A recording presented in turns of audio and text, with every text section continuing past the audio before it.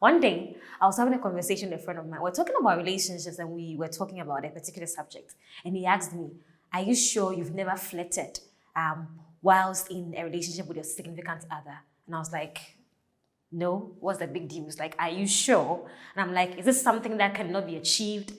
Don't forget that this video is powered by REFLO'S TV, REFLO'S Sanitary pads. Your well-being is the number one priority because you deserve the best.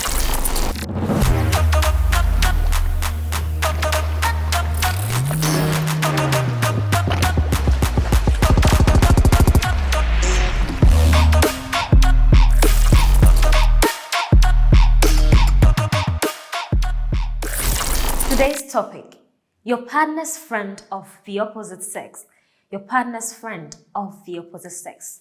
You see, many people have the opinion that it is not possible for you to have a relationship outside of the one that you have with your significant other. People think that you cannot have a boyfriend, a girlfriend, a husband, a fiancé, and have another friend of the opposite sex who is a great friend or who is a very good friend. And I do not subscribe to this belief, not at all, because I am a practical example. I have had very good friendships with people of the opposite sex, apart from a relationship I have with somebody I consider a significant other. And so I believe that it is doable, and I believe that, yes, indeed, it all depends on you and how you define your friendship. And let me talk firstly about self-awareness and self-knowledge. If you know yourself and you know what you want and you know what you're in, it is easy for you to create differences between your significant other relationship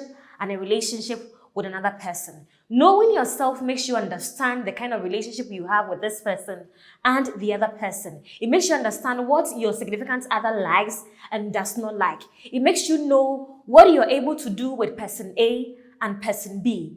You are able to strike the differences. That is awareness. You are aware of yourself and you are aware of the other person. It also helps you to be able to create boundaries. And I believe boundary is a key thing when it comes to every relationship in this world. If you're a person who does not understand certain boundaries, building boundaries, and I'm sorry, you're going to find it very difficult, because wherever you find yourself, you need to know where to draw the line. So why do I say that you can have a relationship aside of your significant others? It is because you know how to draw the boundary line. You know that when it comes to my significant other, this is where I can go with a person. When it comes to this friend of mine of the opposite sex, this is where we can cross. This is the kind of conversation we can have. These are the kind of conversations we cannot have. These are the things we can do. These are the kind of things we cannot do. Boundaries, very, very important. If you set boundaries, then you're good to go. Another very important thing is integrity and self-respect.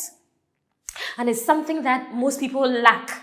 You don't have respect for yourself. You don't have any integrity. You just play anyhow. You relate to people anyhow. There was this person who was in the same club with me in school, and he came closer, wanted to strike a relationship and wanted to get to certain levels. I'm like, no, you cannot do this. And they found me too churchy, as some people would say. But I believe that as a human being, if you have self-respect and you have integrity, there are certain things you cannot do. This is not to say that you don't have weaknesses, but there are things that you should be noted for. You should be able to stand for something, and that is where respect and integrity comes in. And so I understand that all relationships in this world come with benefits.